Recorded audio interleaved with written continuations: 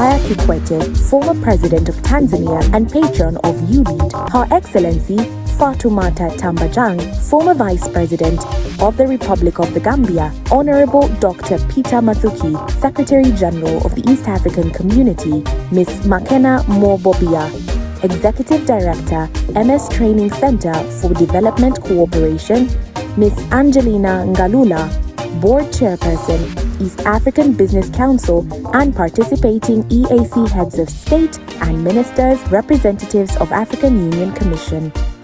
The Under 40 Business Leaders Forum, exploring making the AFCFTA promises to African youth a reality, opening markets and opportunities for women, youth, and SMEs. The East Africa Youth Enterprise Awards Gala Dinner, supporting youth-led businesses and ideas that are innovative and action-oriented towards providing decent livelihoods for youth. Day 3, the Gender Equality Forum, discussing African youth priorities towards the Commission on Status of Women, 67, Innovation and Technological Change and Access to Services in the Digital Age for Achieving Gender Equality and the Empowerment of All Women and Girls. Achieving gender equality at last is our means of giving back to those countless women who have dedicated their lives to ensuring we could all sit here, positioned to bear an impact on the future of our communities. Arusha Peace Forum, focusing on the peace and conflict climate change nexus and understanding how Africa's youth, peace and security agenda can be achieved in practice. The forum will be climaxed with an Arusha Climate Change Marathon and Climate Justice Town Hall. Day 4, Post-Summit Agenda of Action, a proactive mechanism to ensure that the life of the summit discussions go beyond the summit reports, actively transforming regional business and politics by providing the right environment at both policy and program level in partnership with YouLead Consortium members, stakeholders, and other interested parties. Tubonge East Africa Parliamentary Connect, a joint flagship initiative with the Mzalendo and Kenya Young Parliamentarians Association, KYPA, to foster young leaders' legislative enlightenment and elected young political leaders' performance and cooperation enhancement among the young political representatives in the EAC region. Day 5, not just a summit, the Arusha experience. On the final day, participants have the opportunity to explore the many features and recreational opportunities that Arusha and its surroundings offer. The Arusha experience, which will showcase the giftings of Arusha, what Arusha has to offer, from the sceneries to national parks and everything that Arusha has got to offer. In the proximity of Arusha, you can seamlessly reach any of the national parks in Tanzania. And I really appreciate YouLead Summit for giving us a platform on how we can build a collective power to create a sustainable movement that will help us create change in our society. YouLead Summit is really awesome. YouLead Summit Youth Power. YouLead Summits is empowering. We encourage all partners to join us, especially to support the national processes, but also to support the participation of representatives from the countries into the regional summit. Here's how you can partner with us this year. At national level, contribute towards the overall YouLead National Pre-Summit budget. Organize or sponsor a forum, workshop, seminar at YouLead National Pre-Summit events. Sponsor selected or nominated delegates for YouLead National Pre-Summit events. Purchase exhibition space at the YouLead National Pre-Summit events. At regional and continental level, contribute toward the overall YouLead Summit budget or sponsor a budget line. Sponsor a forum planned at the YouLead Summit. Organize a forum, workshop, seminar at YouLead Summit. Sponsor a sub-theme session at YouLead Summit. Sponsor selected or your own nominated summit delegates. Purchase a pavilion or exhibition space at the YouLead Summit. Contact us at director@youlead.africa. To apply as a delegate, visit www.youlead.africa. So you lead, I lead, we lead together.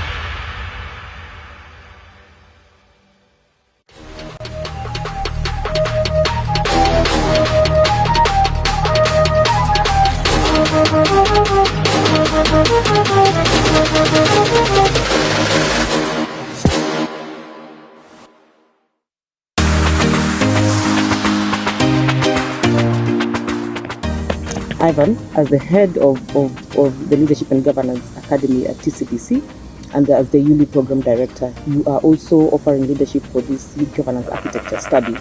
We'd like to find out from you why this study is important, not just for TCBC, but for the region.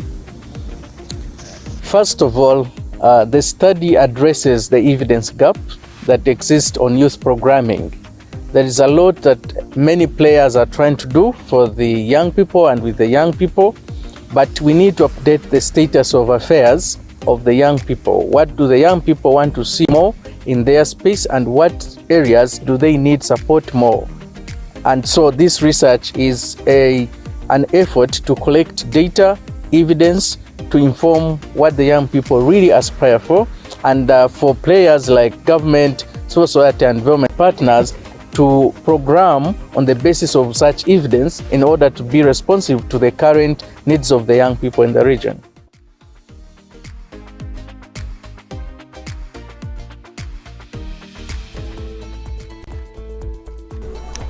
I believe that we are still trapped into a narrative seeing young people as this homogeneous group, without realizing that there is a massive difference of circumstances from 18 to 35, and then all these socioeconomic circumstances.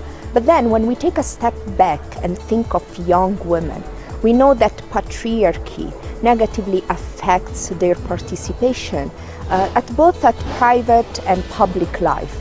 As such, when we want to investigate to which extent the environment is enabling youth participation, we need also to focus specifically on young women participation. Young women participation is this big, different group. Let's take, for example, young women with disabilities. Which type and form of disabilities? What type of socio-economic challenges and circumstances affect them? What's their level of education? And many other aspects from rural to urban, and also the way the digital divide affects them. Starting from this kind of analysis, we have then realized that it was extremely important not just to investigate youth participation, but even more young women participation from an inclusive perspective, which means that we have focused as well on young people with disabilities. The research addresses the programming needs of a cluster and set of players. To begin with, the youth themselves. They need a space and a process through which they can express their own needs, aspirations, and what they want to see working on, and whoever wants to support them, where they should put the support.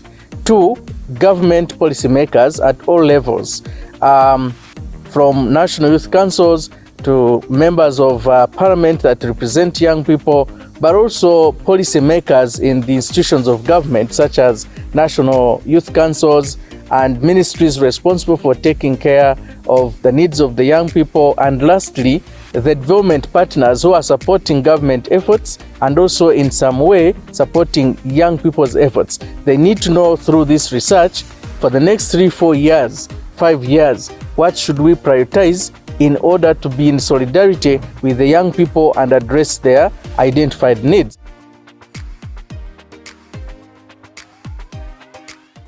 Conducting such a study, which basis is indeed inclusivity, was not easy, because inevitably we know that the 6 countries of our consideration, but more generally the continent, is affected by an evident digital divide, which means that conducting and trying an outreach to the most vulnerable was not easy. We tried with the expedient of having a cross-sectoral investigation through focus group in each country of our interest.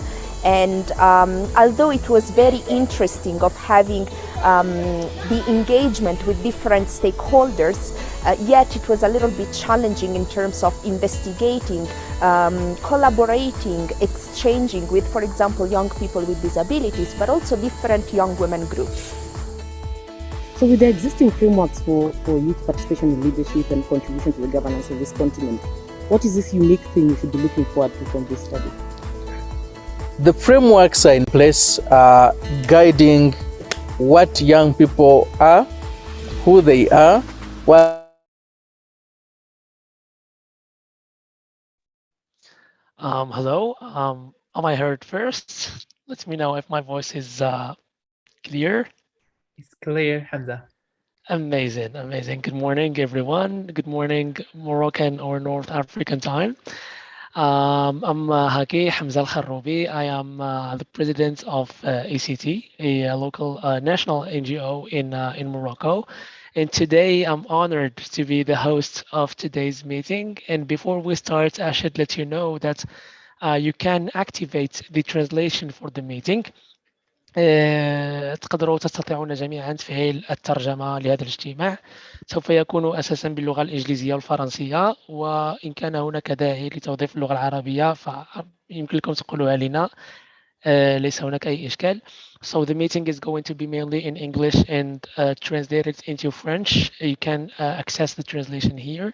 And in case you want us to also translate it into Arabic, it's totally okay, it's fine.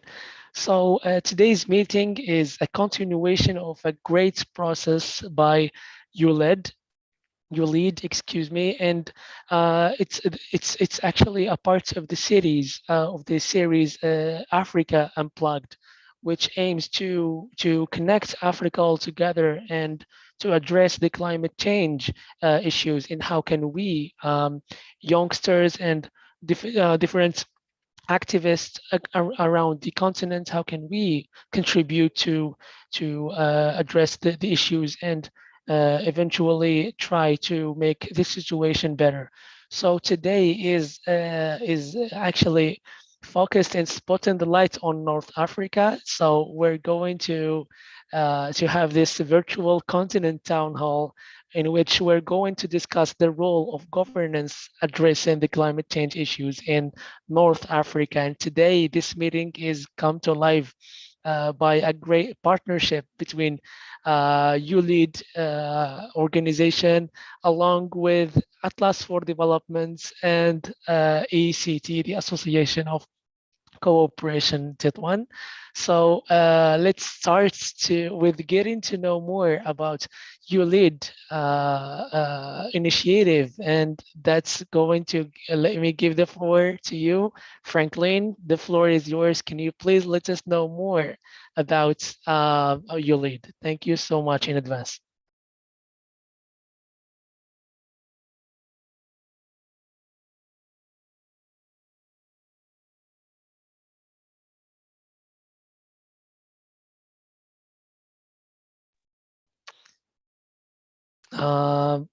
So I guess Franklin is not on air with us. Yeah, it's totally okay. We're going to go then to get to know about Atlas for Dev then. So Atlas is also one of the organizations that are fighting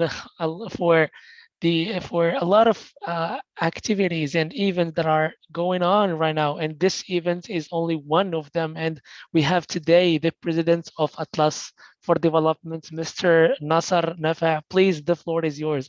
Let us know more about Atlas. Thank you, Hamza. Thank you. I'm so happy here to see all of you here and to talk about Africa and especially about a pressing issue concerning climate change and governance, and especially the good governance. I am Nasser Nafa. I am currently working as a president of the Atlas for Development organization, an organization that works for youth governance and also to promote the agenda of the African Union 2063 and also the international one, the UN one 2030. I won't take a lot of your time. I hope that YouLead can really join us and give a short testimonial about the organization, the official organizer of this event. And I am so happy that this collaboration between YouLead and Association of Corporation and also Atlas for Development will be a fruitful and also beneficial for youth in North Africa. Thank you, Hamza. Thank you so much, Nassar. A brilliant leader that indeed is needed for the country, and hopefully our country would know more and lots of people like you, Mr. Nassar. So, Franklin from YouLead, you are always welcome whenever the mic is working. You can join, and yes, here we go. Yes, the floor is yours. Please let us know more about YouLead. Thank you so much for coming. Thank you so much, Haki. Thank you, Nasser and the entire team. My name is Franklin, calling in from Arusha, Tanzania. For those who may not be able to know where Arusha is, we are the city that hosts the tallest mountain in Africa, Mount Kilimanjaro. So that's where we are based. That's the headquarters of YouLead. And YouLead simply stands for the youth and leadership. So two words combined to make YouLead. And it is the youth leadership and youth engagement platform for the East African community. So the East African community is the supranational organization that brings together 7 countries. That is the Democratic Republic of Congo, Uganda, Kenya, Tanzania, Rwanda, Burundi, and South Sudan. So this is the youth engagement platform of the community. It is co-hosted here at MS Training Center for Development Cooperation. So together with the East African community, they advise, they patron the YouLead Africa program. The patron of the program is the former president of Tanzania, His Excellency Jakaya Mrisho Kikwete. So he's our father figure, and together with other leaders, they help mentor youth across Africa. And we are glad that one of the programs that YouLead has been able to partner with organizations like the Atlas Youth Development Program in Morocco is this program, the Africa Civic Tech Program, which seeks to bring closer to the young people what the Continental institutions do for the betterment of young people and also the people of Africa as a whole. So the African Union is the one that is sponsoring this program through different partners who are asking us to kindly bring together young people and get to know more about democracy, get to know more about the platforms and the instruments that the continent is trying to make us have accountable governance across the continent. So I'm really grateful for NASA, I'm really grateful for Haki and the entire team that is here. I just want to say that I am here with my colleagues from YouLead. Some of them are not here in Arusha, they work across the countries, like for example, Fiona, who I know has been putting this together with NASA and coordinating the project, is based in Uganda.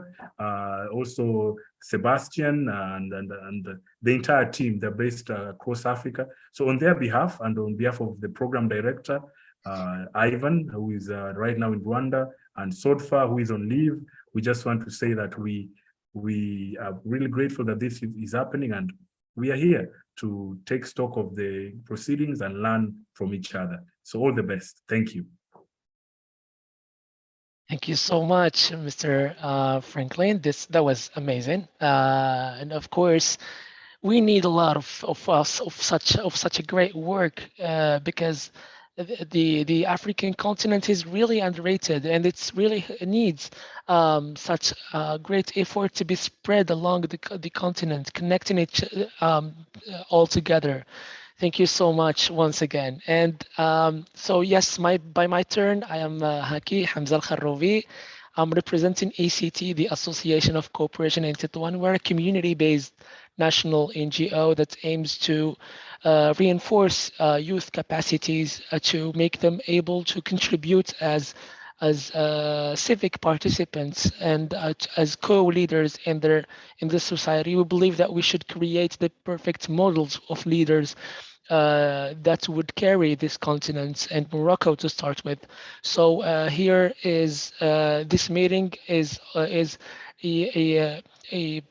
meeting point between YouLead, Atlas for Dev, and ACT. And today we brought you one of the best speakers we know, and we're going to give each of them a few minutes, like 8 minutes approximately, to talk about the situation of governance in North Africa and climate change. And we're going to start with one of the most brilliant profiles of Morocco, Mr. Mehdi Rais. Mehdi Rais is the president of Innovative Development Initiatives, Mubadarat min Ajli Tanmiya, and also APRM, African Union Task Force, member of Agenda 2063. Mr. Mehdi, do you hear me? Yes, Mr. Hamza, I hear you perfectly. I'm so happy to have you finally here, Mr. Mehdi. I am so sorry that I know your agenda is really busy, but however, I'm really happy that you were able to make time for this lovely reunion. So, without further ado, Mr. Mehdi, I think you're familiar enough now with the topic. We're talking governance in North Africa and Morocco. Is one of the main how can I say it, one of the main regions here in the North African sector. So without further ado, what do you think about governance? What makes a good governance, and how is the situation of the North African governance, Mr. Mehdi? Thank you, Mr. Hamza. Thank you, the organizer. Thank you, everyone. I was asked in the invitation to speak in French, so that's why I will speak in French, because I think I will try to not break the rules. So, Monsieur Hamza, parfait. Merci beaucoup pour votre invitation. Merci à tous les organisateurs, YouLead, ICT, Atlas for Development, avec qui nous avons beaucoup travaillé. Alors, pour faire un peu vite, pour répondre à votre question, nous devons d'abord savoir et définir c'est quoi la gouvernance. La gouvernance est un terme qui s'utilise beaucoup et de manière très considérable, mais sans réellement en apporter une définition précise. Donc, le mot de gouvernance est apparu dans les années 80 dans le domaine de l'économie et de la gestion, c'est-à-dire dans le cadre des entreprises. Et puis, ça a été repris progressivement pour définir le mode de gestion des pouvoirs publics et donc de la chose publique en général. Aujourd'hui, donc nous parlons du climat, aujourd'hui la gouvernance climatique constitue une priorité réelle, non seulement pour le Maroc, mais pour l'Afrique du Nord, pour l'ensemble de l'Afrique et du monde. Nous voyons très bien les différents effets du changement climatique. Nous avons des problèmes au niveau de la sécurité alimentaire pour tout le monde. Au-delà de la crise ukrainienne, russe, etc., nous avons un problème réellement à cause du changement climatique en matière de crise alimentaire. Nous avons aussi une grande problématique pour la crise, je dirais, énergétique. Ça, c'est très intéressant, très important d'analyser. Donc, la gouvernance climatique est un enjeu, est une priorité pour tout pays et pour tout gouvernement, de quelque nature que ce soit. Et gouverner au niveau climatique, c'est-à-dire mettre en place toutes je dirais, les décisions publiques, toutes les politiques publiques au service du climat et avec le respect total je dirais, du développement durable. C'est un élément très important qu'il faut prendre en considération. Nous avons beaucoup travaillé sur ce point. Je pense qu'il y a une interférence. Nous avons beaucoup travaillé sur ce point-là en tant que membre du Task Force de l'Union africaine. Nous avons aussi travaillé sur cela en tant qu'institution, Innovative Development Initiatives, dans laquelle nous avons élaboré un certain nombre de projets très importants qui implémentent les ODD et plus particulièrement les ODD climatiques. Par contre, au niveau de la gouvernance, je vais peut-être vous raconter une petite anecdote, une petite expérience. C'est le fait qu'il faut absolument en Afrique donner la priorité au principe de la subsidiarité, ou ce qu'on appelle en anglais multi-level governance. Ce principe de subsidiarité est un élément fondamental dans la gouvernance climatique. Aujourd'hui, nous voyons très bien que la gouvernance se concentre uniquement sur le centre du pouvoir, au niveau des capitales. Et il existe par contre, en revanche, un certain nombre, je dirais, d'institutions au niveau local qui doivent eux aussi contribuer de manière directe et précise à la gouvernance climatique, puisqu'ils sont les premiers à être touchés par ces effets et les premiers aussi à intervenir dans le cadre, je dirais, du pouvoir public au niveau climatique. Donc, lorsque je parle de la multi-level governance, c'est-à-dire que la participation de toutes les institutions à cette gouvernance, que ce soit au niveau des municipalités, que ce soit au niveau des régions, au niveau des États fédérés et aussi au niveau de l'État fédéral.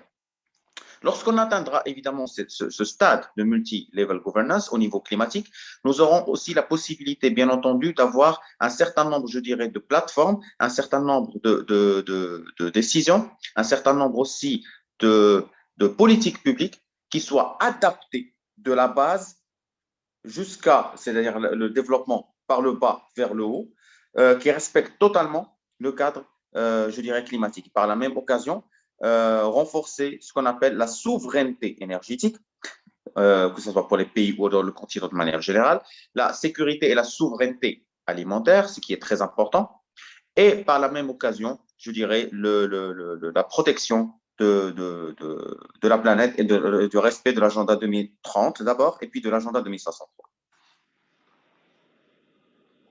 Monsieur Hibza? Yes, thank you so much. For the comments about that there is no English interpretation, we're going to manage to reach you out with the English reports of all what is said now. So yes, Mr. There is no French interpretation, Hamza? Yeah, unfortunately there wasn't, and we're going to take care of this. It's totally fine. Like I can do it in English. I have no problem. I mean, I just asked to do it in French first, so I can do it in English. Yes, it's totally okay, Mr. Mehdi. It's not your bad at all. You did. You actually you addressed the main situation in the briefest way I've ever could imagine. So thank you so much, Mr. Mehdi, for your amazing intervention.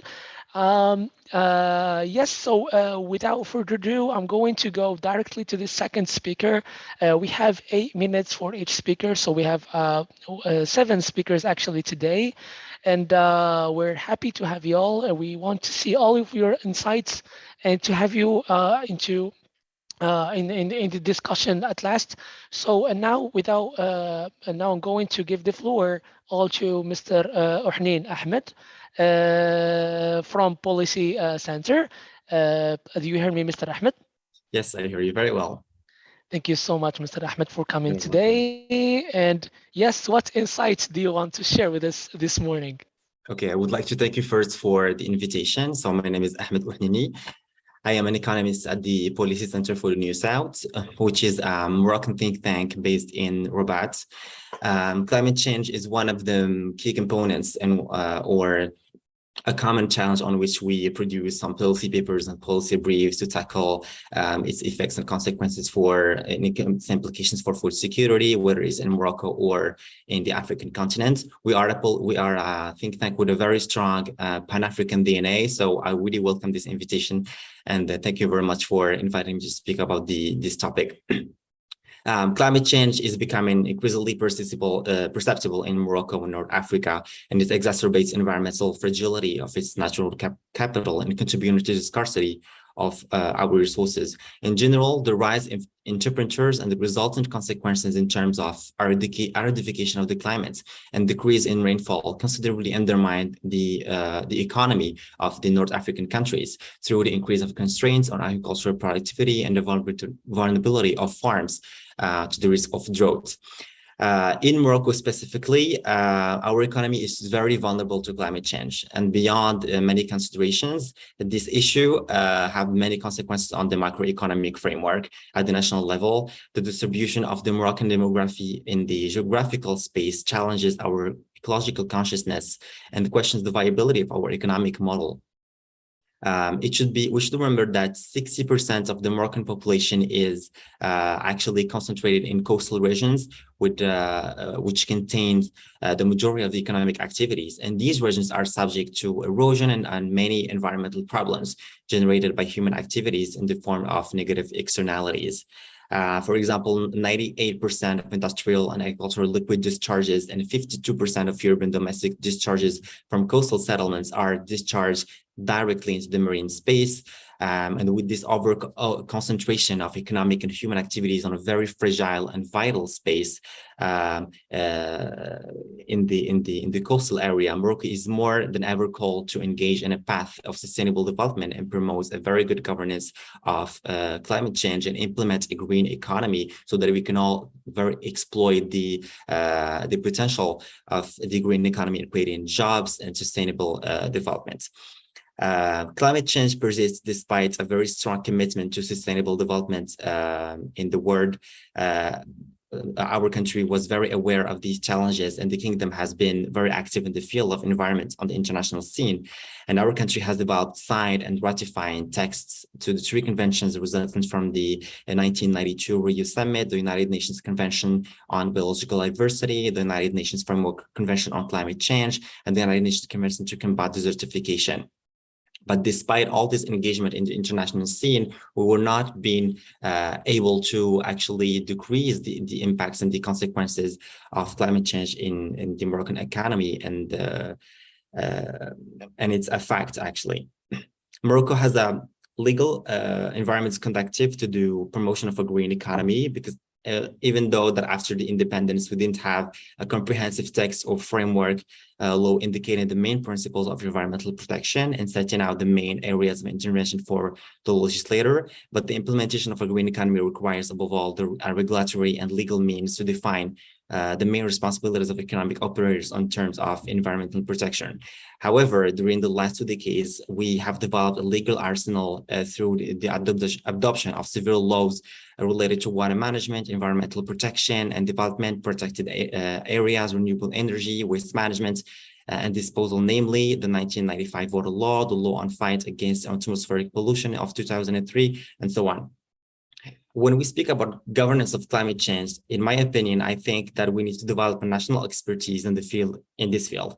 It is imperative to develop the country's capacities in the field of meteorological knowledge, climate vigilance, analysis of ecosystem functioning, and risk prevention, in addition to studying operational observations to monitor the vulnerability of natural and human systems. Universities and engineering schools should be engaged and contribute to the training of climatologists. I'm so sorry to interrupt, Mr. Ahmed. Yes, only if you can just a bit go slower for the translators. They're going through a mess, following up. Thank you so much, and sorry, I'm so sorry to interrupt. The floor is yours again. Okay. So the establishment of a specific scientific structure that would bring together national expertise would be very much welcomed in countries in North Africa. It would provide them a platform for data collection and analysis and the means of guiding decision-making on public policies for adaptation to climate change. The second component of a good governance of climate change is to accelerate the path of sustainable human development.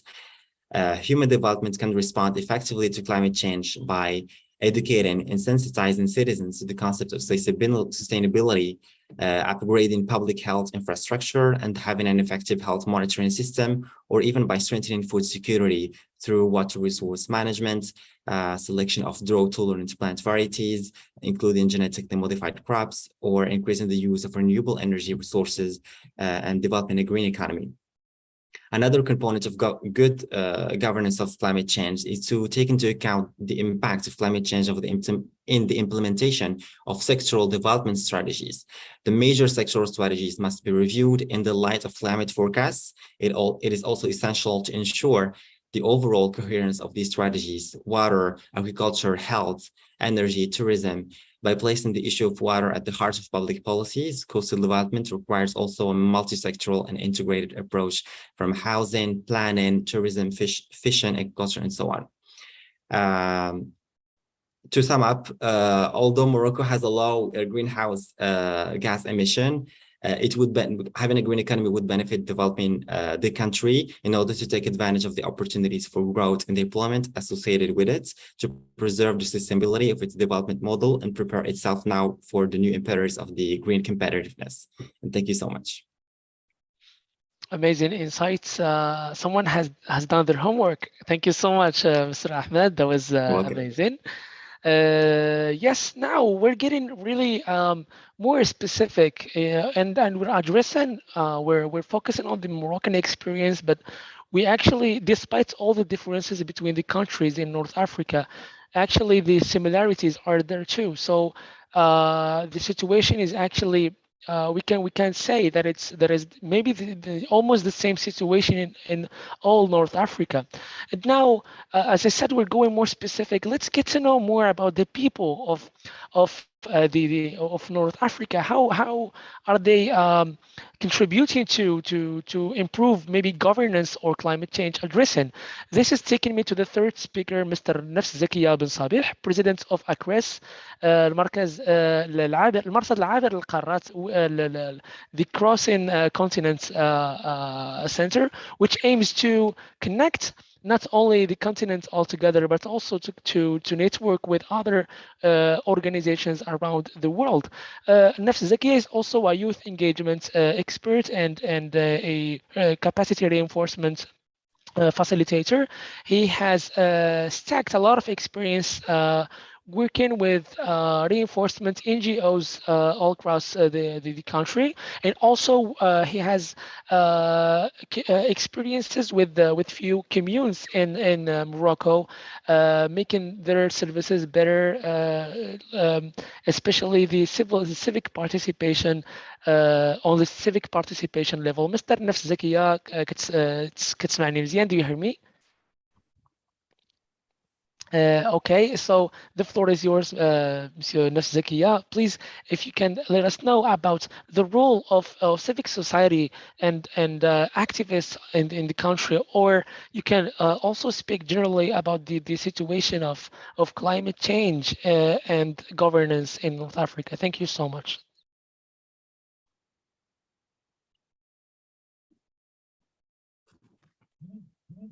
Bonjour à vous tous et à vous toutes. Merci Hamza de me céder la parole à ce séminaire. Je remercie tout d'abord l'association Ta'aoun, les organisateurs.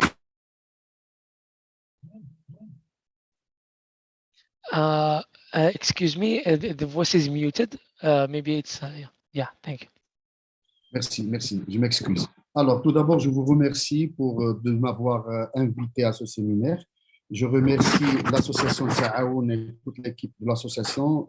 Je remercie aussi YouLead Africa et Atlas for Development de m'avoir donné la parole dans ce séminaire sur le rôle de la gouvernance continentale dans la résolution de la crise climatique en Afrique du Nord. Comme vous le saviez, normalement, dans quelques semaines, les dirigeants mondiaux, les présidents du monde se réuniront pour les négociations finales pour un nouvel accord mondial pour sauver la planète.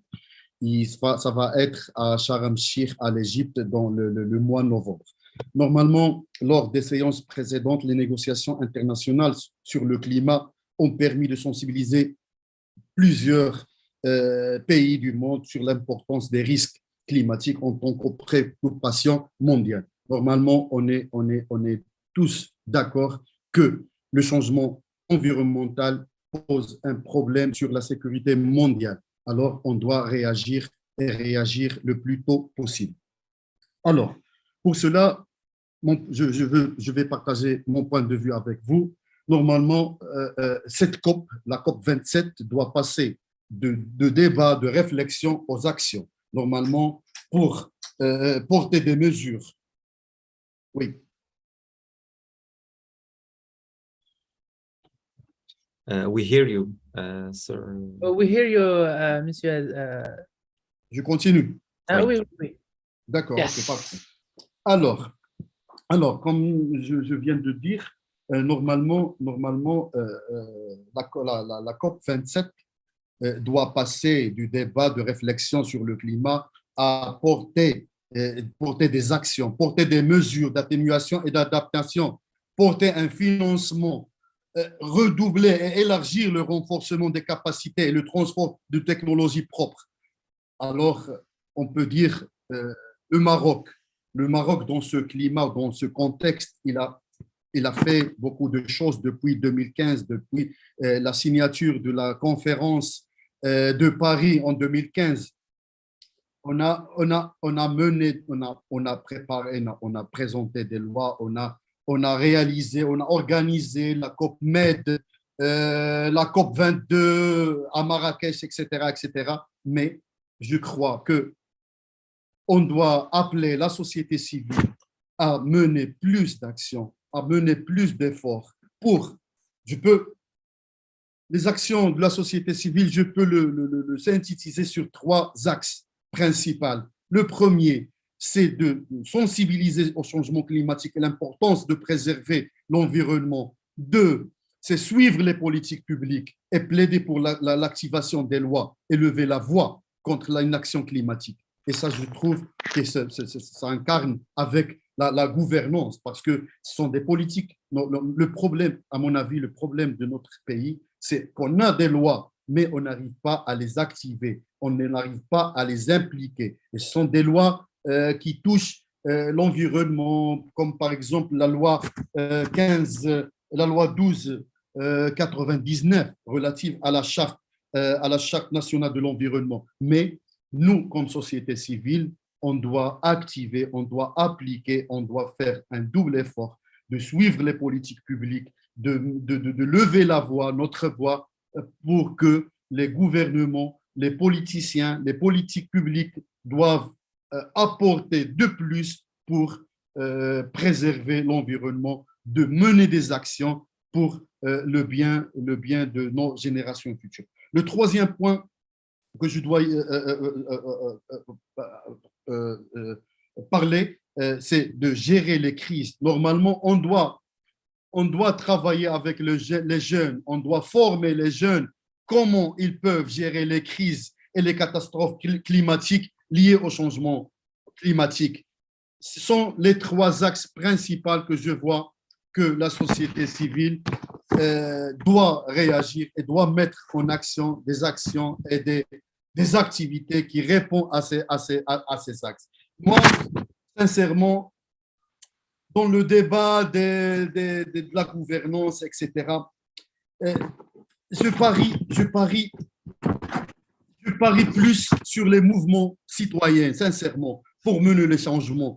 Je mise plus sur les dynamiques des jeunes, les jeunes comme acteurs et actrices de changement qui peuvent donner de plus à cet effort de mener un changement réel auprès de notre environnement. Aussi, une autre chose, normalement, on doit appeler les gens, on doit appeler les jeunes, les associations, les acteurs qui interviennent sur la thématique, de mener des actions en commun, de créer des réseaux, de créer des synergies à l'échelle nationale, bien à l'échelle méditerranéenne ou pourquoi pas à l'échelle internationale, afin de mener des actions qui doivent être plus larges et plus efficaces et qui peut apporter quelque chose pour sauver notre planète. Et merci beaucoup. Je suis à votre disposition pour tout échange ou bien pour plus d'informations complémentaires. Thank you so much, Mr. Nafs Zakiya. That was insightful and to the point. And actually, as I know you for a personal mentorship, I know that you really got all your data from the field. You work with civil society a lot, and you practice advocacy, and you encourage youngsters and young NGOs to do that. So I can know for a fact that all what you have said is from the field. More than from theory. Thank you so much, Nafs Zakiya. That was really good. So now we're going to fly across North Africa to Asia, and not so far. I'm going to go to Peace First and to speak with Gael Matar. Gael, do you hear me well? Yes, I can hear you clearly. Can you hear me well?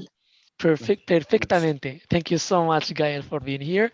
Gael is representing Peace First. You might ask why we have brought her. She's not from the region, but actually, maybe she has worked in the region more than I did. She has worked with several NGOs across North Africa and with a lot of young initiatives that are tackling straightforward climate change matters and governance too. So without further ado, Gael, what are your insights about the region? You worked with youngsters and NGOs from here. What do you think about the progress they're making? And please feel free to speak about your experience, but 8 minutes is a must. Thank you so much. Yes, I promised you. It might even be less than 8 minutes. Hello, everyone. It's very good to be here. It's true, Haki, I'm not from the region, but North Africa and even Sub-Saharan Africa has a special place in my heart. So I'm gonna introduce a bit myself and why practically I'm here. My name is Gael. I was born and raised in Lebanon, so I'm practically from the Middle East. I studied pharmacy during my undergrad. And now I'm pursuing my master's in London School of Hygiene and Tropical Medicine in public health with a focus on environment, sustainability, and health promotion. So you could see like climate change also is a huge important topic for me. I worked with Peace First, so really my journey working with young people, specifically around climate change, around SDGs, sustainability, started with me working with Peace First, which is the logo that you see right behind me. Peace First is a global nonprofit. You can check us out. We support young people all around the world. So literally in any country in the world, we support them to create projects that are tackling really any of the SDGs. We give them mentorship, training, and funding for them to realize their projects. So it's not just us telling young people, okay, you can do social change. How can we help you with mentorship? It's us telling them we trust you with money as well. So we know that young people need money to do projects. Young people need money to create change. So this is why this is one of the sort of things that I really love about Peace First is the trust that we put into young people. So this is really how I came to know Atlas for Development and how I came to know a bit about the region in terms of North Africa. I was working as the regional manager for Middle East and North Africa. So I used to give trainings, mentorship, and funding for young people in this region.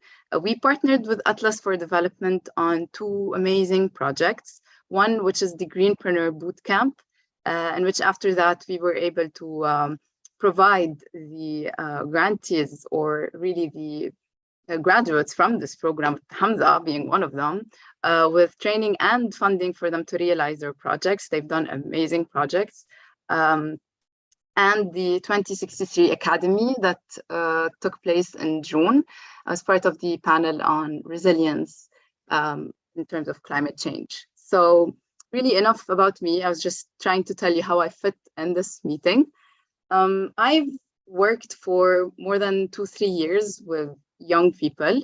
I am a young person myself, so I am 25 years old. I may be younger or even older a bit than some of you. But I've learned a thing or two about young people working in activism or really in activism related to climate change. The speakers before me have done a great job in talking about governance and climate change.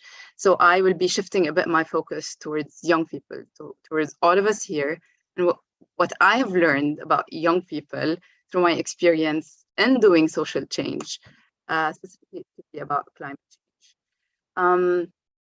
One thing I can tell you, and you may not want to hear this, but this is the truth, really. Youth activism, especially in the fields relating to climate change, can be very, very lonely. And sometimes if you are advocating for climate change, talking about climate change, or even doing a huge project about climate change, you can find yourself either talking and no one is listening, or really not finding enough people who are interested in this topic. And I know for a fact, especially in our region, whether Middle East, whether North Africa, whether Sub-Saharan Africa, climate change doesn't really take a huge importance because people are more focused on more urgent topics. But I know that for a fact, we all know for a fact here, that climate change is becoming a very urgent topic that we have to talk about. I know we have a lot of poverty in our region. I know we have a lot of bad governance and political corruption in our region.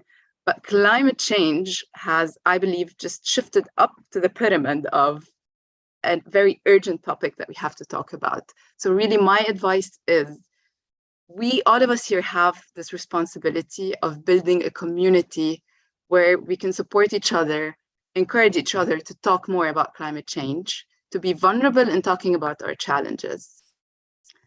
So this is like one of the things I've learned about young people. It can be really daunting to speak up. It can be really like you might be a bit afraid to talk about climate change in your region. And I know that in some of our regions, we don't have a lot of safe spaces to do so, especially because usually our government is the one responsible to bad governance related to climate change. So talking against that can be dangerous. So it's really important, I would say, to take purposeful risk when talking about climate change, but really do not be afraid. And this all goes back to building a community where we can all have this safe space to talk about climate change. My third take on this is something I can draw from my personal experience. When we talk about governance, we talk about accountability. And I know when we talk about governance, we somehow go to like maybe the government or like public institutions. We tend to go a bit further away from young people. But when we talk about governance, we talk about accountability. And the best people who can really hold the government accountable are young people. And we have seen this, especially in Lebanon, through our revolutions that we've been going through in the Arab region as well. I'm sure in the North African regions and Nigeria and many other regions as well. So accountability is governance, is young people. Do not be afraid to go into political spaces. This is my advice for you. Politics is not a taboo. I've always thought that politics is something I should not come near in Lebanon because it's a taboo. Do not be afraid to be in political spaces, because I know that sometimes climate change has a lot of political agenda behind it. And in order for us to do some substantial change, we might need to be incorporated in such spaces. So politics does not have to be corruption. So do not be afraid to be present in such spaces, even at a young age. So yeah, but choose wisely, of course. These are really my advice for all of you. I don't want to take any more time. I don't know if I've surpassed the 8 minutes. Anyway, just closing, in case I am really just available for anyone who would like some advice or any other opportunity I might be able to provide you with, I will just write down my name in the chat. You can follow me on LinkedIn. You can also like send me an email. I'll be sending my email. You can check Peace First as well and see how we can be supporting all of you. Thank you again. And you already have a potential partnership here in the comments. You can check out Hadi. She wants to reach out to you already. And thank you so much. Very not only to the point, but also overwhelming and full of emotions and support. Thank you so much, Gael, once again. Also, we really should consider the role that international organizations play to reinforce governance in North Africa. And we should ask ourselves a question like, if they're playing this role to launch initiatives to encourage the governments, maybe we should really consider bounding more with international cooperation and reinforce the relationships our countries and our region have with the international experience all across the world. Thank you so much, Gael, again. And speaking of youngsters and youth initiatives and importance, I'm going to have you all come with me to get to know one of the brilliant experiences we have chosen today to have you to be showcased to you. I now nominate Adnan Hamdish. Do you hear me, Adnan? Hi, Hamza. Hi, amazing. Thank you so much for coming. Yes, you are heard. So Adnan is representing Unleash Network, and he was in charge of the Moroccan edition of Race for Oceans event. It was an international event that I'm not going to spoil it. I'm going to give the floor to Adnan in order to speak about his experience and how does it connect to governance and climate change, actually. Please, the floor is yours. Hi, everyone. First of all, I wanted to thank everyone, all the speakers. It's always more beneficial for us to learn from people who work in the field. All the insights were very fruitful. Also, I want to thank all the partners and everyone who contributed in the organization. It's an amazing event. I believe that we need more of these events, especially in our region, Africa. I am Adnan. As Hamza said, I represented Morocco in the international event Race for Oceans. I joined the Unleash Innovation Lab in 2021. And we organized this event called Race for Oceans. It insisted on international beach cleanup in more than 50 countries in the same day. The beach cleanup in the same day in 50 countries. This event was very, very special for me. It was like a life-changing experience. I learned a lot how to work with the people my age on this matter, on this climate change matter, and how people should consider this matter more. Also, another thing about this event, we made potential collaborations. In this event, I met amazing people like Hamza Haki. I met a lot of people who want to work on this matter. After this Race for Oceans event, we managed to organize other actions on the climate change. And yes, thank you so much, Hamza. Thank you, everyone. Thank you so much, Adnan, for the insights. We are really proud to have youngsters such as you. I'm speaking like an old person. I'm young too, so I really know how precious it is not to feel lonely, as Gael said. People like you are the friends we need to develop this country, but actually to develop the continent.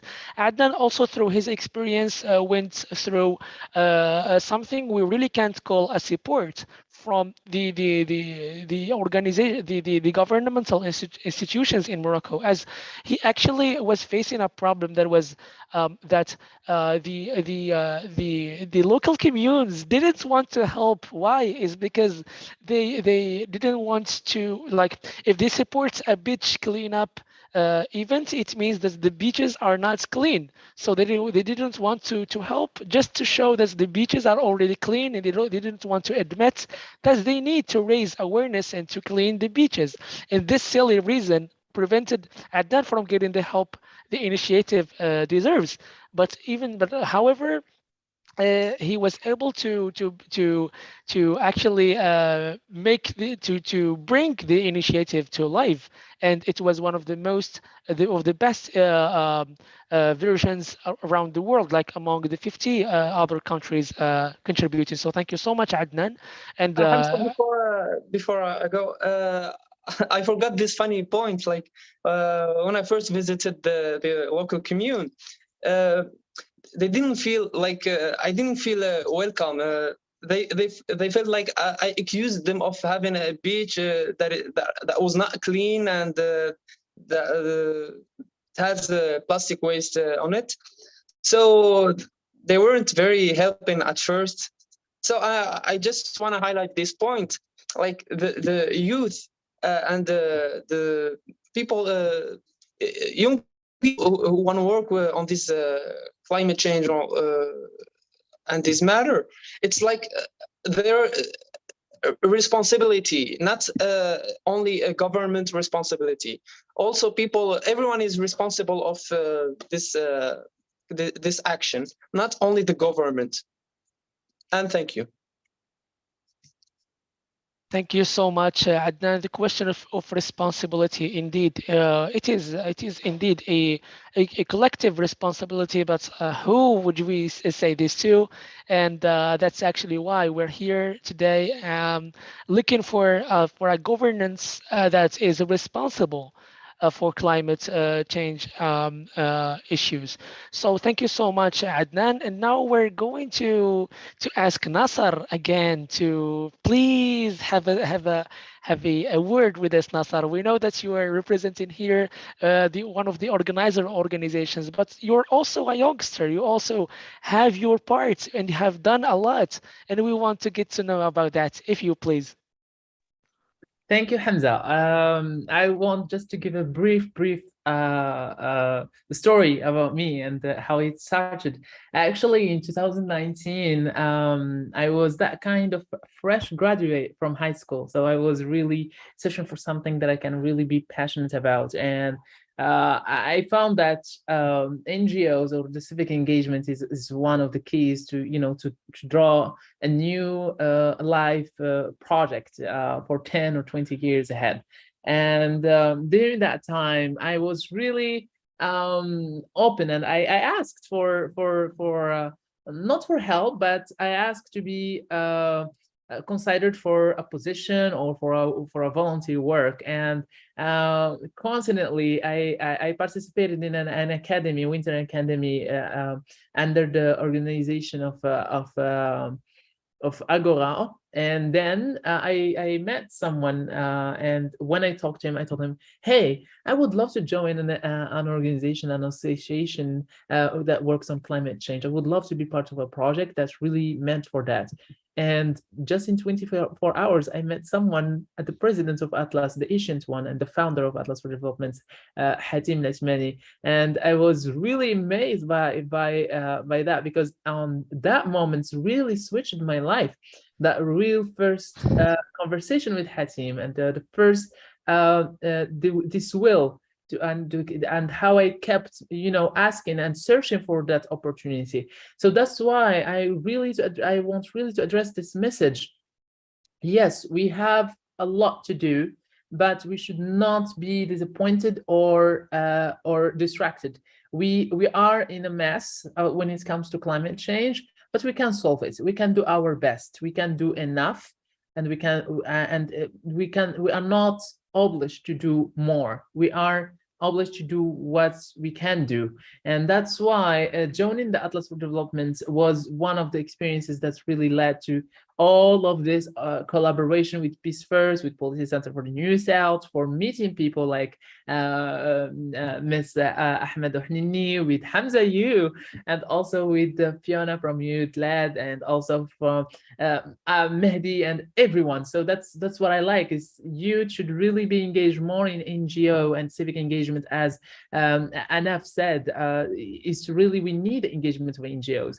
And one more thing is really to work with the European Union, as now I am officially a European Union Youth Connector, is a network built by and created by the European Union, and really is a network that works, to give to support the European Union on her work when it comes to youth, and also working on other stages with different organizations. And now I can say that I am able not just to give a contribution, but also try to organize, just to give a plan for what I can do for the 5 or 10 years when it comes to the matter of climate change. I can really give recommendations. I can learn more and in deep about the climate change. And that's why this is the most important message. Do not be shy, do not stop, just continue your road. And this is the addressing message that I would love to to share today. And thank you, Hamza, and thank you to all of you. And I will leave the floor to our moderator, Hamza. Thank you.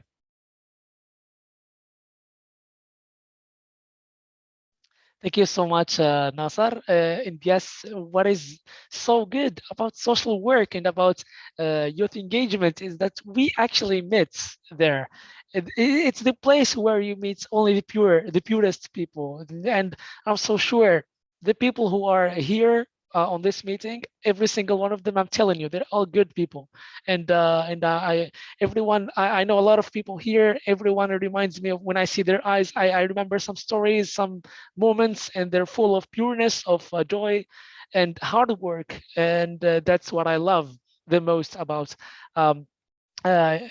civil society, youth engagements. Doing good is good. We can't argue on that. So let's now open the floor for everyone. You can now ask any questions to any of the speakers. Also, the speakers can ask each other or just add any part if they want. So the floor is yours. Whoever wants to talk, you can, guys, also leave your questions on the comments. They're going to be answered. And yes, let's go. So anyone wants to go first?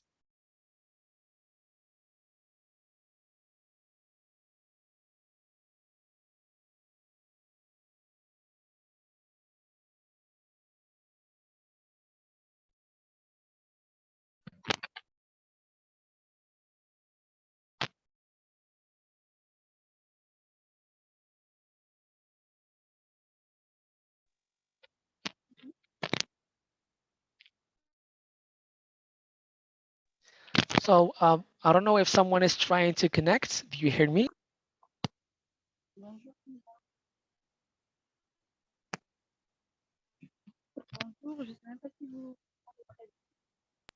I'm afraid I don't hear you well. Ok, parfait. Alors, je vous remercie infiniment pour l'ensemble des c'était très, très enrichissante. Et j'étais tellement contente d'être parmi vous, même si à distance. Justement, pardon. I'm really sorry to interrupt. There have been maybe two people trying to reach out, and one of them is having maybe a microphone problem. So please, you can just go over and check your microphone again, please.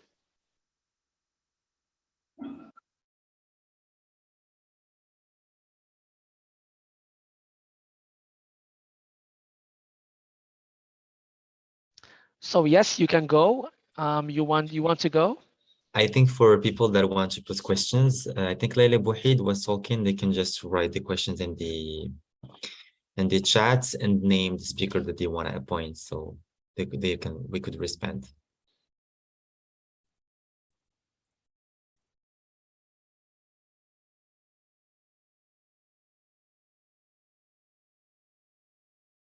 Haki, you are muted. You're on mute. Haki, you're on mute. Yeah, so that's my part of the mistakes too.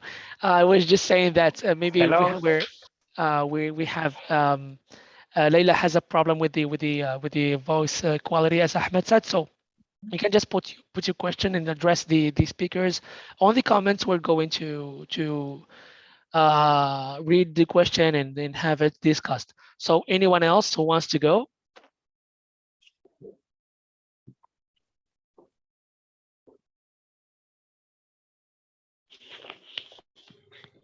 I believe. Hello. I believe you are heard right now.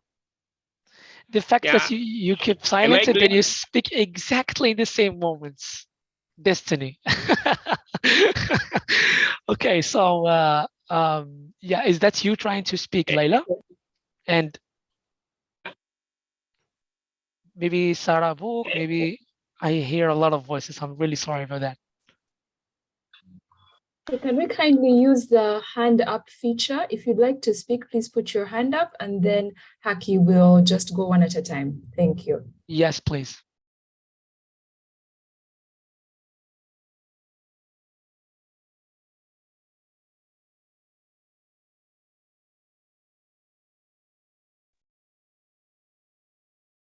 Okay, Franklin. Yes, Mr. Franklin, please. Please, Franklin. And next is Wakisa Brian. Thank you so much. Thank you. I just wanted to inquire from Gael and Adnan, the Greenpreneur Bootcamp that Gael mentioned, and also the cleanup, the beach cleanup that Adnan mentioned, if they could just shed in 1 minute that from those two activities, what they saw was the biggest challenge in terms of follow-up, because they're big initiatives, they're good initiatives, but I'm sure there must have been challenges in keeping up the momentum for the beach cleanup and the boot camps, and what they have learned in terms of what we could probably replicate in terms of following up those wonderful activities and scaling them up. Thank you.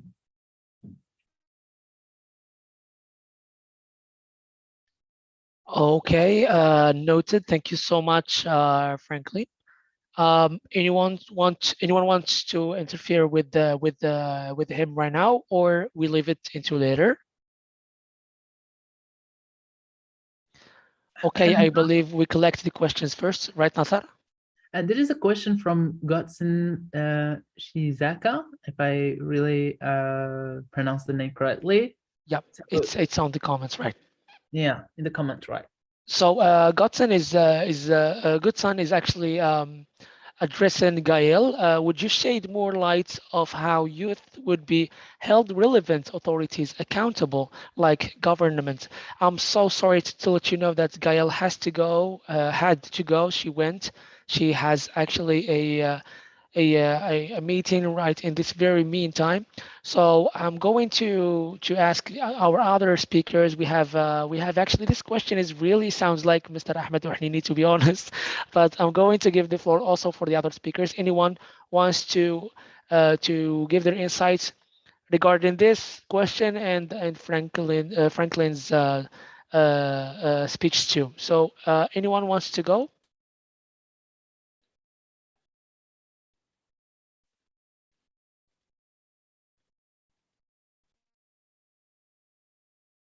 Mr. Ahmed, I think you're trying to speak. You're muted.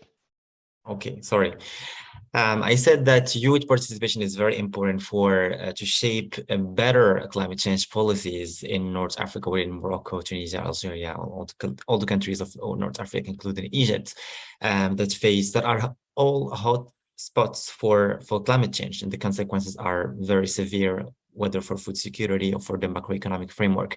So youth participation is very important. I think that from a Moroccan perspective, we are taking this very seriously.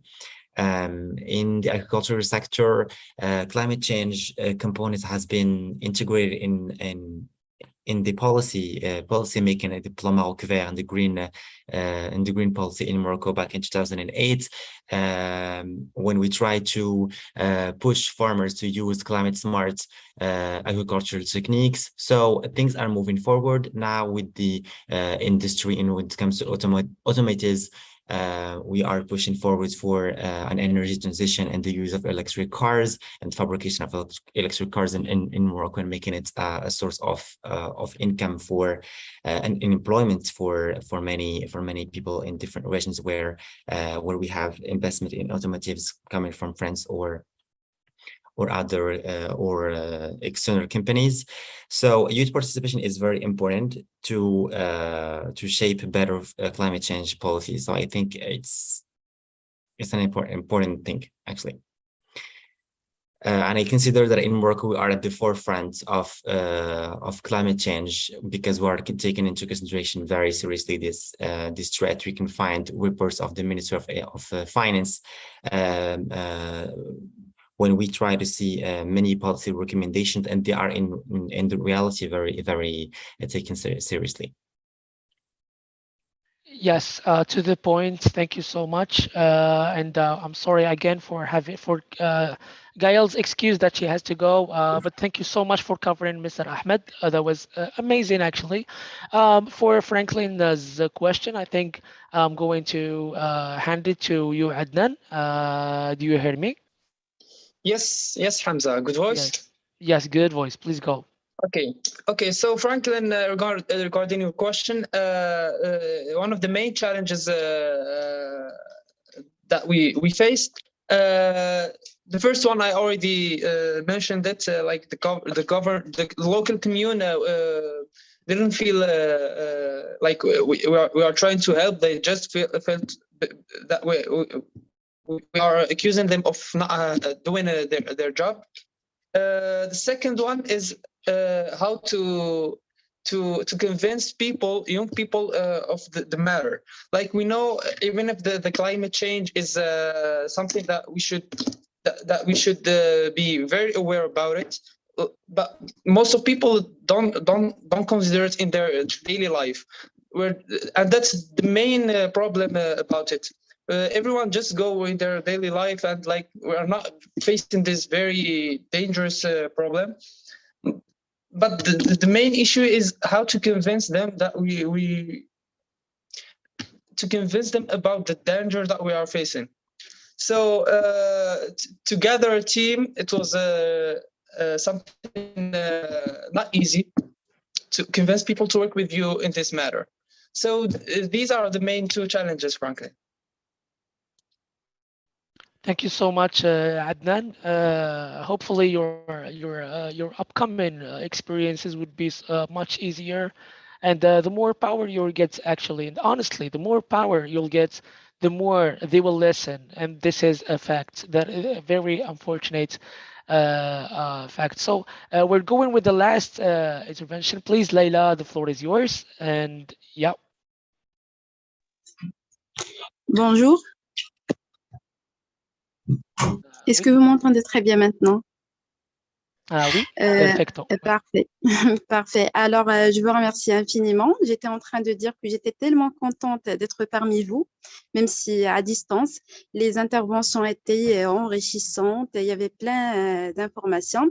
Alors, je voulais juste partager avec vous une petite expérience ou bien le résultat d'une petite étude qu'on a menée au sein de la faculté des sciences juridiques, économiques et sociales de Meknès, et qui a porté sur l'évaluation de la durabilité des chaînes d'approvisionnement agroalimentaire. Et l'évaluation était une sorte de comparaison entre deux périodes, pendant le strict confinement et avant le strict confinement. Alors, pourquoi? Tout simplement, c'est-à-dire on s'était focalisé sur la période de la COVID-19 parce que, comme vous le savez, le système agroalimentaire est caractérisé par tant de problèmes et de crises, notamment les pertes et les gaspillages agroalimentaires, les émissions issues des kilomètres alimentaires, les maladies d'origine alimentaire également. Alors, c'est-à-dire face à ces problématiques, plusieurs voix étaient en train de dire que quand même, il faut faire la transition vers un système durable. Mais vu la globalisation et le commerce international, etc., peut-être les consommateurs et les autres acteurs de la chaîne d'approvisionnement étaient incapables de faire cette transition vers un système de durabilité agroalimentaire. Alors, pendant le strict confinement, heureusement, on a commencé à assister c'est-à-dire un approvisionnement à proximité, le retour aux produits locaux. Il y a, c'est-à-dire peut-être les chefs de famille, c'est eux qui sortent, c'est-à-dire une seule personne, etc. Donc, il y avait peut-être la diminution des émissions de gaz à effet de serre, puisqu'on utilise, à titre d'exemple, une seule voiture pour s'approvisionner.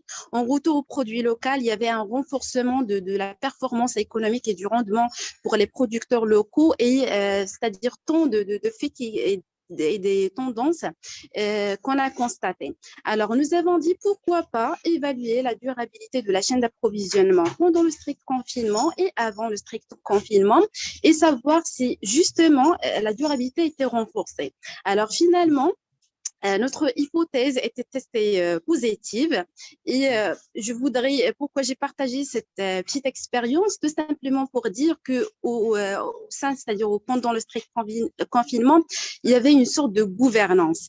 Tous les acteurs étaient responsables, il y avait la concertation, la communication, c'est-à-dire le partage d'informations et ainsi de suite.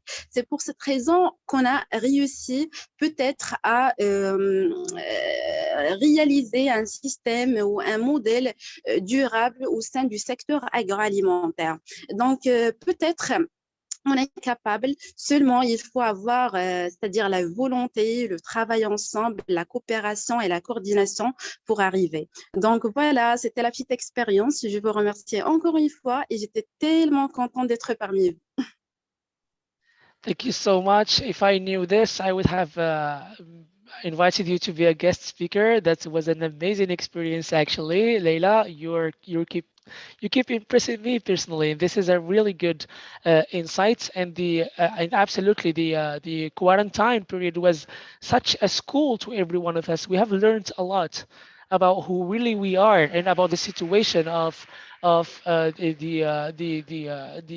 North African governments and their honest efforts addressing the climate change action. So, Hadiyama Diop, I'm going to give you the speech, but please make it as quick as possible. I said that Leila would be the last one, so please make it as quick as possible. The floor is yours.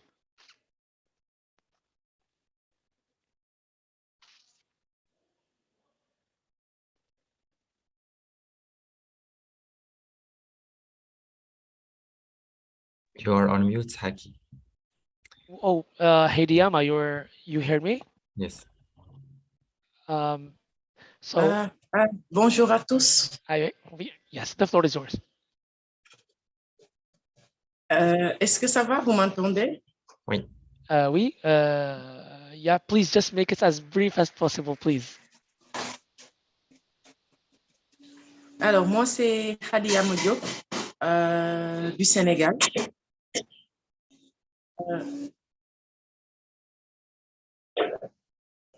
particulièrement au sud, en Casamance. Je fais partie d'une association des jeunes qui s'appelle Déclic, Développement, Citoyenneté, Leadership intégré et communautaire.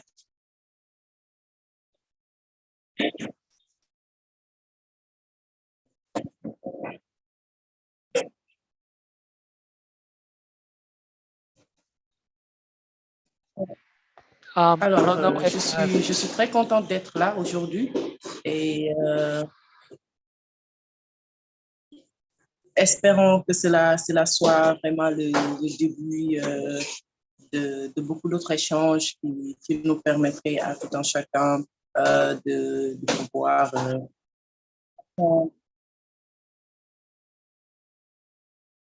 de ce qui se passe dans l'autre bout du monde avec les autres organisations de jeunes. Merci beaucoup.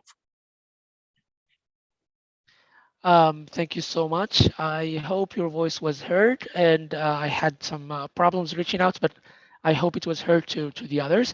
Thank you so much, Hadiama Diop. So now, without further ado, we have to take our reunion to a closure. So. Yes, we're going to make a quick recap about this meeting. So the topic was governance and climate change, and we of course were able to identify the situation of how climate change is addressed within governance and what governance is to start with. So we have been through the discussion and through the speakers from the general to the specific.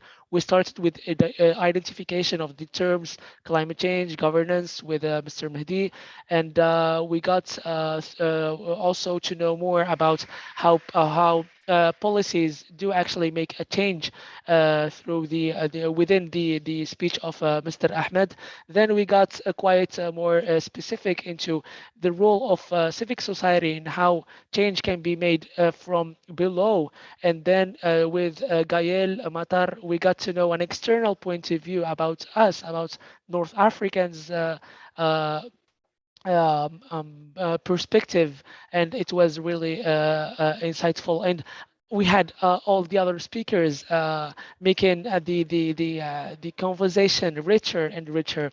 And now I think we have a very good image about the situation, and a lot of call of actions were said along the meeting. Some advised us to encourage us actually to to participate in the politics as a highway into the quick change, and other solutions were mentioned as well. So thank you so much, everyone, all the speakers and all the guests and all the participants. It was a really good morning to spend with y'all. Nothing better than getting to know more about what is the situation exactly, and how can we contribute. Now I'm going to leave the floor to Fiona, the YouthLead representative here, to close the meeting and to have their a word regarding this. Thank you so much, everyone, for coming. Fiona, the floor is yours. Thank you so much, Haki. I appreciate it. Thank you very much to everybody that is here with us today. We appreciate your time, and we are so glad that you chose to come and spend some time with us and lend your voice to this discussion, lend your voice to a cause that I think we all care about, climate change and governance as well. I'm mostly here just to say thank you, really, to really appreciate your time. We've had such excellent speakers, and we really appreciate your time. We may not mention each and every one of you, but we are very, very appreciative of the time that you put aside to share with young people, to share with your colleagues. Thank you once again, and we don't take it for granted. We hope to work with you again in the future. Maybe just to also share something small, well, not something small. One of we usually have, every year we have an annual summit, and we are very excited to be hosting this year's summit in Arusha, Tanzania in December. between the 12th and the 16th. We hope that you'll go ahead and probably follow us on our social media. You can find us at One Young Africa on Facebook, Instagram, Twitter. To just keep updated, we will be opening our application process soon, and you can be a delegate, you can be a partner. There's a lot of great things that we are planning, and we'd really like to have youth from all over the continent come and be part of this so we can connect, learn, and grow together. This year's theme is on the future of work. So, everything about digital access. We have some really great forums planned. So we hope that you'll be able to join us. I will share our social media handles, our website on the chat so that when you have some time, you can check it out and hopefully be part of our summit this year. We're very glad to have hosted this event in collaboration with Atlas for Development, who have been our partners for a very long time. So thank you, Nasser, for being positive and for bringing on board other organizations to also be part of this. So thank you, Nasser, our very good partner. We appreciate you for bringing together all these great people to have this discussion today once again. So that's it from me. I think that unless Haki is adding anything else, I believe we shall close at this juncture. And once again, encourage you to join our communities that we will share on the chat. Thank you, merci beaucoup, and have a great morning, afternoon, and evening. Thank you so much, Fiona, for the warm words and for the calls to action. And looking forward to see you all in Tanzania. And that's it. All the beautiful faces. You're the best thing that's happened to me this morning. Thank you so much for being here today. And I'm thanking everyone in their name. I'm going to keep in touch with every one of you. So you're going to be invited in future activities, inshallah. Again, I'm thanking every single one of you. Thank you for being here, and you can leave the meeting. Thank you so much. Thank you. It's a pleasure.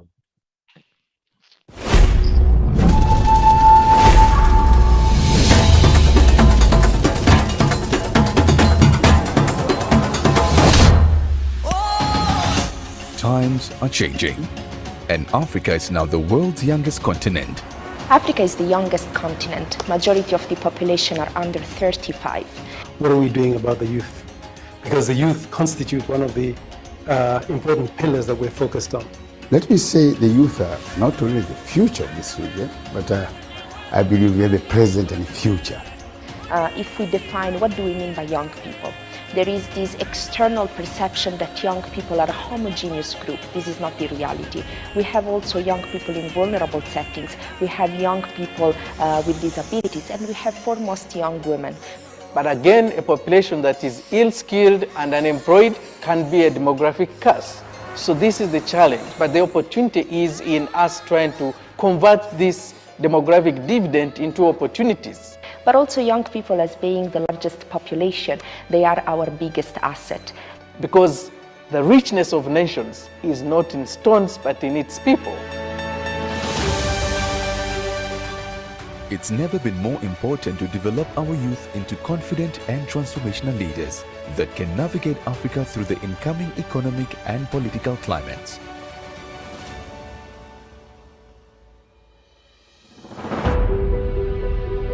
Africa's youth are faced with growing concerns about how to thrive in their purpose, and that's where YouLead Africa comes in.